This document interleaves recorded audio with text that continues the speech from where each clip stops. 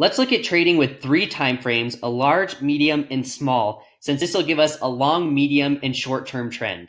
To start out, we want to determine the main trend. This means seeing the big picture on a bigger time frame to see the way the market is moving on a larger scale. For example, here we have the NZD-USD pair, and you can see up here that we're on the 4-hour chart.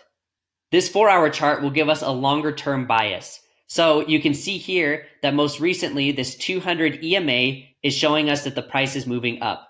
If you remember, an exponential moving average, or EMA, takes an average of the candles. So by putting an EMA on here, we can see the general movement of price. So we've determined on the 4-hour chart that it looks like it's moving up. Now if we move up here to the 1-hour chart, we can get a medium-term buy or sell bias. It's also very clear here that we have a bullish bias, right? Or that it's moving up. Finally, let's look at a smaller time frame to determine entry and exit points. So let's go down to the 15-minute time frame and take a look at that. Awesome, you can see here as well that it looks like it's moving up with our 200 EMA. And at this point, you can throw on other leading and lagging indicators. You could draw trend lines, you could draw support and resistance, and this actually might look like a good time to possibly buy. The reason I say that is just from the start, you can see that we have some support here. And you can see here that it's trending up, and if we were to draw a trend line kind of this way, it looks like it just bounced off of that trend line and kind of the support area as well, and is headed up this way. Of course, you should also throw on some other leading and lagging indicators, maybe an RSI, stochastic indicator. That way you have an oscillating indicator as well, can see if it's overbought or oversold.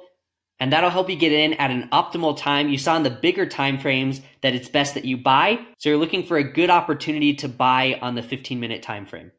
You can really use any combination of time frames that you want, as long as when you move back and forth between the smaller time frame and the larger time frame, every move isn't the same on both. If the time frames are too close and look too similar, you're not going to be able to tell a difference, and they're going to be pretty useless. So for example, you might use the 1 minute, the 5 minute, and the 30 minute, or you might use the 15 minute, 1 hour, and 4 hour like we did here. You could use even the 1 hour, 4 hour, and daily chart, or you could even use the 4 hour daily and weekly, and so on.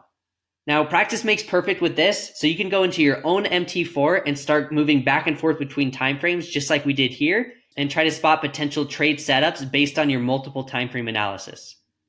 Hey, thanks so much for watching. Make sure you join our free Discord channel to get access to all the cheat sheets and a bunch of other cool bonuses. The next video in the course is right here.